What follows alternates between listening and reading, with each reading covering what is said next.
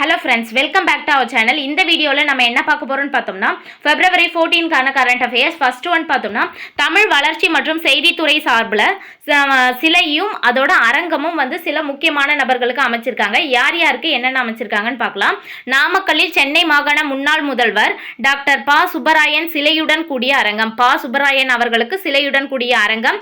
இவர் யார் அப்படின்னு பார்த்தோம்னா, சென்னை மாகாண முன்னாள் முதல்வர் தான் ப. சுப்பராயன். எங்க அமைச்சிருக்காங்க? நாமக்கல்ல. ஹிந்தி திணிப்பை எதிர்த்து உயிர் நீத்த கீழ்ப்பழுவூர் சின்னசாமி பெயரில் அரியலூர்ல அரங்கம் அமைச்சிருக்காங்க. யாருக்கு? சின்னசாமிக்கு. எங்க? அரியலூர்ல. என்ன அமைச்சிருக்காங்க? அரங்கம் அமைச்சிருக்காங்க. எதுக்காக இவருக்கு அப்படின்னு பார்த்தோம்னா, ஹிந்தி திணிப்பை எதிர்த்து உயிர் நீத்தவர் இவரு. அதனாலதான் இவருக்கு அரங்கம் அமைச்சிருக்காங்க. அடுத்து ஈரோடு அரச்சலூர் ஒடாநிலையில் தீரன் சின்னமலையோடைய சிலை அமைச்சிருக்காங்க.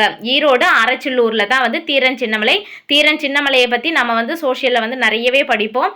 அதுல பார்த்தோம்னா ஈரோடு மாவட்டத்துல தான் அமைச்சிருக்காங்க. அடுத்து கரூரில் காவிரி மீட்பு குழு போராளி சி. முத்துசாமி சிலை. இவருக்கு சிலை தான் அமைச்சிருக்காங்க. எங்க? கரூர்ல. எதுக்காக அப்படின்னு பார்த்தோம்னா, இவரு காவிரி மீட்பு குழுவினுடைய போராளி. யாரு? சி. முத்துசாமி. அடுத்து எவ்வளவு செலவுல இந்த எல்லாமே அமைச்சிருக்காங்க அப்படின்னு பார்த்தோம்னா, ரூபாய் 7.16 கோடியில அமைச்சிருக்காங்க. அடுத்து தமிழகத்தில் தாய் சேய் நல சேவைகளை வலுப்படுத்தும் முக்கிய முன்னெடுப்பாகவும், கர்ப்பிணிகள் பதிவு செய்யப்படும் தளத்திலிருந்து பேறுகால பரிசோதனைகள், பிரசவம், பிரசவத்துக்கு பிந்தைய பராமரிப்பு மற்றும் குழந்தை வளர்ச்சி தடுப்பூசி போன்றவை எந்த செயலியின் மூலம் கண்காணிக்கப்படுகிறது? தாய்மை செயலியில மூலமா தான் கண்காணிக்கப்படுகிறது. இந்தியாவிலேயே முதல் முறையாக தமிழகத்துல தான் இந்த செயலி தொடங்கப்பட்டிருக்கு. அடுத்து பச்சிளங்குழந்தைகளின் இறப்பு விகிதத்தை குறைக்க எந்த திட்டம் தொடங்கப்பட்டுள்ளது? பச்சிளங்குழந்தை பாதுகாப்பு பெட்டகம் திட்டம் தான் தொடங்கப்பட்டிருக்கு. எவ்வளவு கோடி மதிப்பீட்டுல அப்படின்னு பார்த்தோம்னா, ரூபாய் 8.07 கோடி மதிப்பீட்டுல தான் தொடங்கப்பட்டிருக்கு. இது எதுக்காக அப்படின்னு பார்த்தோம்னா, எடை குறைவாக உள்ள குழந்தைகளுக்கு ஊட்டச்சத்து மற்றும் நோய் எதிர்ப்பு சக்தியை வலுப்படுத்துவதற்கும், தொடர் கவனிப்புக்கும், இரும்பு சத்து சொட்டு மருந்து, விட்டமின் B3 மற்றும் மல்டி விட்டமின் சொட்டு மருந்துகள் அடங்கிய பெட்டகம் தான் இதை கொடுக்குறாங்க. எதுக்காக அப்படின்னா, பச்சிளங்குழந்தைகளினுடைய இறப்பு விகிதத்தை குறைக்கிறதுக்காகவும், மேலும் அவங்களுடைய நோய் எதிர்ப்பு சக்தி, அதாவது எடை குறைவாக இருக்க குழந்தைகளுக்கு எடை அதிகரிப்பதற்காகவும் தான் பச்சிளங்குழந்தை பாதுகாப்பு பெட்டகம் திட்டம் தொடங்கியிருக்காங்க. அடுத்து மகப்பேறு இறப்பு விகிதம் 2021-22 இறக்கும் தாய்மார்களின் எண்ணிக்கை. இது முக்கியமா கேட்கறது என்ன பாயிண்ட் கேட்பாங்கன்னா, இப்போ மகப்பேறு இறப்பு விகிதம் எத்தனை குழந்தைகளுக்கு, அதாவது 1 லட்சம் குழந்தைகளுக்கு தாய்மார்களோட இறப்பு விகிதத்துல தான் கண்டுபிடிப்பாங்க. எத்தனை நபர்களுக்கு அப்படின்னு பார்த்தோம்னா, 1 லட்சம் அப்படின்ற நபர்களுக்கு, குழந்தைகளுக்கு இறப்புகளுக்கு தாய்மார்களினுடைய இறப்பு விகிதம் கண்டுபிடிக்கிறாங்க. 2021-22 90.5 இருந்தது.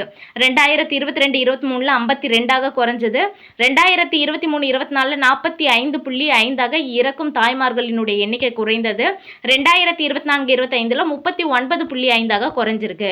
அதுவே குழந்தை மரண விகிதம், அதாவது என்பது எத்தனை குழந்தைகள் பிறப்புக்கு கணக்கிடப்படுகிறதுனா, இது 1000 குழந்தைகளுக்கு தான் கணக்கிடப்படுகிறது.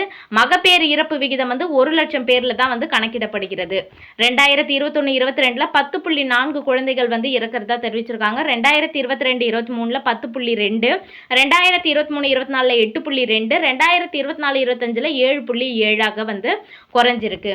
அடுத்து ஸ்டார்ட் அப் நிதியம் 2.0 திட்டத்துக்கு எவ்வளவு கோடி ஒதுக்கீடு செய்யப்பட்டுள்ளது? இப்போ பார்க்குற இந்த 4 திட்டம் பார்த்தோம்னா, இப்போ சேவா தீர்த், அதாவது பிரதமரினுடைய அலுவலகம் திறக்கப்பட்டிருக்கு. அதில் அவர் கையெழுத்திட்ட முக்கிய திட்டங்கள் தான் இது. ஸ்டார்ட் அப் நிதியம் 2.0 திட்டத்துக்கு 10,000 கோடிக்கு ஒதுக்கீடு செஞ்சு அதில் கையெழுத்திட்டிருக்காரு. லட்சாதிபதி சகோதரிகள் திட்டம் அப்படின்னா என்னன்னா, இத்திட்டத்தின் கீழ் மகளிர் சுய உதவி குழுக்களை சேர்ந்த 1.48 கோடி பெண்கள் லட்சாதிபதிகளாக உருவாக்கப்பட்டுள்ளனர். இது 2027 மார்ச்சுக்குள்ள 3 கோடியாக உயர்த்தணும் அப்படின்ட்டும், 2029 மார்ச்சுக்குள்ள 6 கோடியாகவும் உயர்த்த இலக்கு நிர்ணயிக்கப்பட்டிருக்கு. அதற்கான இதுல தான் கையெழுத்திட்டிருக்காரு. கோப்புகள்ல, அதாவது ஃபைல்ல கையெழுத்திட்டிருக்காரு. வேளாண்மை உட்கட்டமைப்பு நிதியம் அப்படின்னா, இந்த திட்டத்தின் கீழ் விவசாயிகள் மற்றும் வேளாண்மை சங்கங்களுக்கு 3% வட்டியில கடன் உதவி வழங்கிட்டு வராங்க. வேளாண்மை உட்கட்டமைப்பு நிதியம் தற்போது 1 லட்சம் ரூபாய் முதலீட்டுல தான் செயல்படுகிறது. இந்த நிதியத்தின் முதலீட்டு தொகை 2 லட்சம் கோடியாக அதிகரிக்கிறதுக்கான கோப்புகள்லையும் வந்து இவர் சைன் பண்ணியிருக்காரு. இது இல்லாமல் இன்னும் ஒரு இதில் வந்து சைன் பண்ணியிருப்பார். அது என்ன அப்படின்னா, விபத்தில் இறந்தவங்களுக்கு 7 நாட்கள் வரைக்கும், அதாவது 7 நாட்கள் வரைக்கும் 1.5 லட்சம் வரைக்கும் வந்து செலவு செய்வாங்க. அது மத்திய அரசே வந்து செலவு செய்யும். அதற்கான திட்டத்துக்கு வந்து விரைவில் வந்து அமல்படுத்த போகிறாங்க. அதுக்காக வந்து ஒப்புதல் வந்து அளிச்சிருப்பாரு. அது ஒன்று 4. மொத்தம் இந்த 4 திட்டங்களுக்கு தான் வந்து பார்த்தோம்னா அவர் கையெழுத்திட்டிருப்பாரு சேவா தீர்த் அப்படின்ற தளத்துல இருந்து, அதாவது பிரதமரினுடைய அலுவலகத்துல இருந்து. எந்த நாட்டிடமிருந்து ரூபாய் 10,000 கோடிக்கு 288 S-400 ஏவுகணைகள் வாங்க பாதுகாப்புத்துறை அமைச்சர் ராஜ்நாத் சிங் தலைமையிலான ராணுவ தளவாட கொள்முதல் கவுன்சில் ஒப்புதல் அளித்துள்ளது. ரஷ்ய நாட்டிடமிருந்து வாங்குறதுக்கு தான் S-400 ஏவுகணைகள் வாங்குறதுக்காக. அடுத்து, திபெத்தை சீனாவின் ஒரு பகுதியாக இந்தியா அங்கீகரித்து எந்த ஆண்டு பஞ்சசீல ஒப்பந்தத்தில் கையெழுத்திட்டது? 1954 திபெத்தை சீனாவினுடைய ஒரு பகுதியாக இந்தியா வந்து அங்கீகரித்து தான் வந்து கையெழுத்திட்டாங்க. யார் யார் கையெழுத்திட்டது அப்படின்னு பார்த்தோம்னா, இந்தியாவினுடைய முதன்மை பிரதமர் நேருவும் சீன பிரதமர் ஜோ என்லாயும் கையெழுத்திட்டாங்க. பஞ்சசீலம் அப்படின்றது ஒரு வடமொழி சொல். அதுக்கு வந்து என்ன பொருள் அப்படின்னா 5 வகையான ஒழுக்கம் என்பது பொருள். பஞ்சசீலம் என்பது புத்த மதத்தினுடைய ஒரு அடிப்படை கோட்பாடு. அடுத்து, வரலாற்றில் முதன்முறையாக இந்திய விமானப்படை அதிகாரிகள் எங்குள்ள ராயல் ஏர்ஃபோர்ஸ் RAF வேலி தளத்தில் அந்நாட்டு வீரர்களுக்கு பயிற்சி அளிக்க உள்ளனர். பிரிட்டனில் இருக்க ராயல் ஏர்ஃபோர்ஸ் அப்படின்றது தான் வந்து வரலாற்றிலேயே முதன்முறையாக இந்திய விமானப்படை அதிகாரிகள் வந்து பயிற்சி அளிக்க இருக்காங்க. இது பிரிட்டனின் அதிவேக ஜெட் விமானிகளுக்கான முதன்மை பயிற்சி தளமாகும்.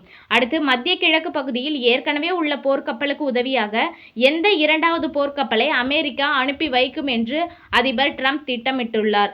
USS ஜெரால்ட் ஆர் ஃபோர்டு அப்படின்ற ஒரு 2வது போர்க்கப்பல். அதாவது ஈரான் வந்து அப்பாவி மக்கள் மீது தாக்குதல் நடத்திட்டு இருப்பாங்க. அந்த தாக்குதலை வந்து நிறுத்தணும், அதாவது கொமேனி அரசுக்கு எதிராக வந்து தாக்குதல் நடத்திட்டு இருப்பாங்க. அதை வந்து நிறுத்தணும் அப்படின்றதுக்காக தான் வந்து USS ஜெரால்ட் ஆர் ஃபோர்டு அப்படின்ற 2வது போர்க்கப்பலை அனுப்பி வைக்கிறதா வந்து திட்டமிட்டிருக்காங்க. இது ஈரானை வந்து அச்சுறுத்துறதுக்காக. ஓகே ஃப்ரெண்ட்ஸ், இந்த வீடியோ உங்களுக்கு பிடிச்சிருந்தா லைக் பண்ணுங்கள், உங்கள் ஃப்ரெண்ட்ஸ்க்கும் ஷேர் பண்ணுங்கள், மறக்காமல் சப்ஸ்கிரைப் பண்ணுங்கள். தேங்க்ஸ் ஃபார் வாட்சிங்.